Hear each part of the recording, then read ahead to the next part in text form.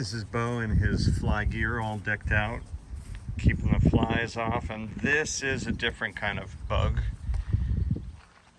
Can you see anything different about this thing? I guess this is the giveaway. At Bugeye, guys, we've been working for so long. I've pretty much dedicated my career to trying to keep these cars alive, to produce the most drivable cars that we can, and also to make them work and enjoyable, and to rescue them. And more than anything else, because we met so many great clients over the years, there are all these memories and people who want to get back into this. They want to have a car that works, that they can enjoy. And this client, Bruce in Iowa, sent us this car, which he rescued from a scrapper. It was a car destined to be destroyed. It had a V8 engine in it. It was all chopped up. There are some pictures of it on the Bugeye Guys website. If you just search for electric vehicle, you will see that this car needed quite a bit of restoration. We had to rebuild the spine of the car. We put in a new tunnel. We rebuilt the floors. Then we put in a new interior and recovered the dashboard. And now what we have is just a spectacular machine. Now, some of you out there are anti-electric. Obviously, if you're into vintage cars and the exhaust note, that's fine. And we love the purist approach. We have many of those cars. In fact, this week we're highlighting a barn find that's all about originality and purity. But I have to say, just having driven this thing up here to this barn, it's about a 20-mile drive. I'm going 70 miles an hour in this, and just being comfortable, one pedal ease, not what most of us are into, right? We're all about the manual transmission, but we're also about convenience more and more as we age, and about simplicity and about reliability. This platform delivers that in spades, and I'm just really excited about this. I am so excited because we built 5 of these electric cars. This is our 5th one. I'm just so psyched. You know, we can put together a lot of things, like to get the car to sit right. You can see the wheel arch gaps are right and the car looks right. And so we're using all the things that we've learned from building gas-powered cars and then taking off from there. Like, for example, the nose fit looks right. This didn't look this way when it came. It wasn't a flip-forward nose. The door fit wasn't right. There are just so many things. It didn't have a side mirror, so now there's one here. These are all gas or electric relevant, but ultimately the goal is the same: to keep these cars alive. And this one was destined to be trash, and also to give Bruce, the owner of this car, an opportunity to have a Bugeye. I cannot open that with one hand, so I'm gonna have to put down the phone. It's just a little bit tight.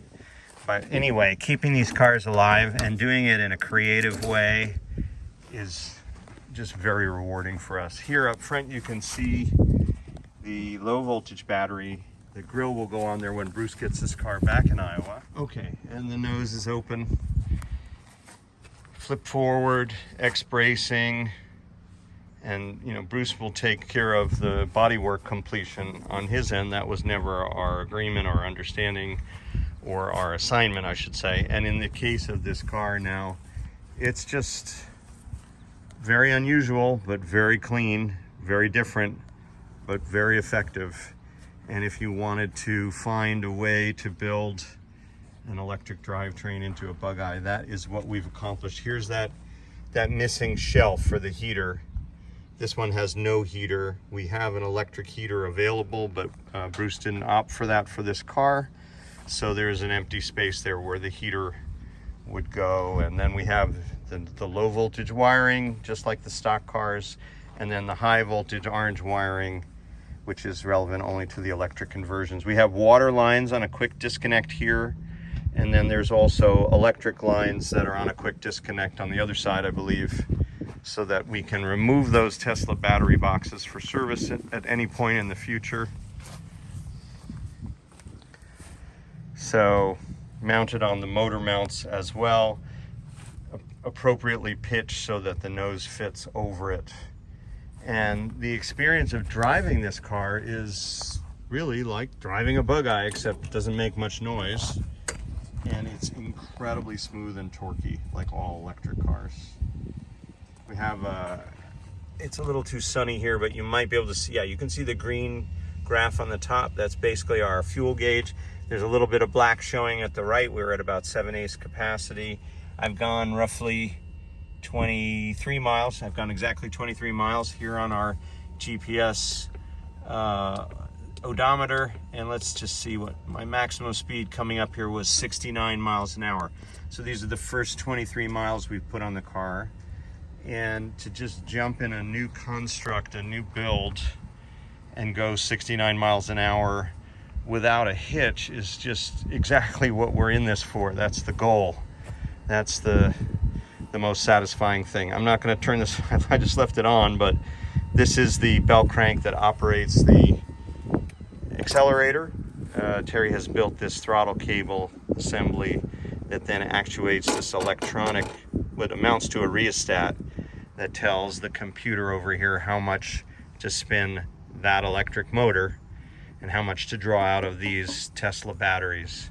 So it's just pretty interesting for us to be able to take old and new and blend it together. There are software glitches, there are programming needs, there are connections and wires and high voltage connections that need to be properly managed. And of course the whole Tesla mindset is from another planet as far as we're concerned, but to be able to combine them in this car and to make it work so nicely is profoundly rewarding. So that's what we've got today, a very special electric Bugeye.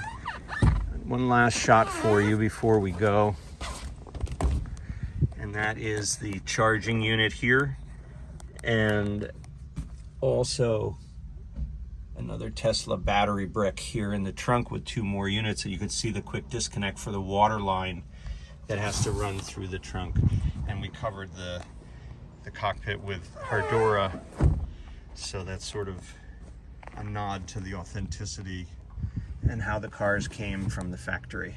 So here's your main control to reverse, neutral, and drive, and the all-important handbrake so that you don't roll off. You don't roll into the shipping container near you. So with that in mind, we wish you a wonderful day here from Bugeye Guys and Bugeye Horse.